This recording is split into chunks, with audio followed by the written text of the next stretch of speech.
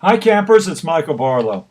I feel like I'm on video selling this book, but I am, in fact, selling this book. This is Cut to the Chase, which I made reference to, which is an absolutely terrific collection of articles on feature film writing by some of my compadres at the Extension program. I'm envious of some of their clarity, and I'm going to prove that by going to Andy Gerdat's chapter on structuring the three-act structure and just read from them a little bit about how Jaws is put together.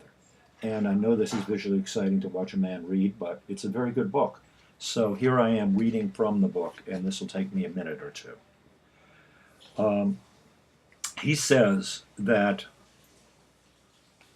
a good movie to analyze in order to clearly see this effect is Jaws, which has a simple but almost perfect structure.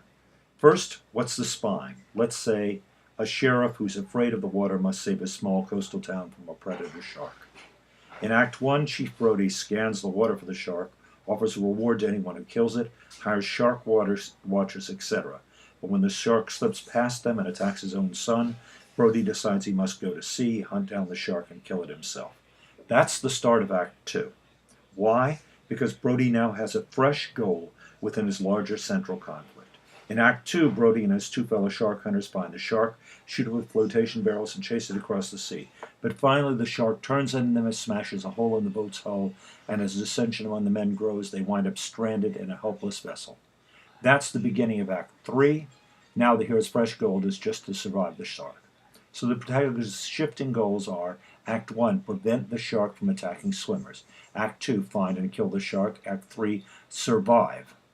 All three conflicts are natural progressions within the larger central conflict. In fact, Brody doesn't resolve the spine of the story until he's just about to be eaten a minute or two before the whole movie's over.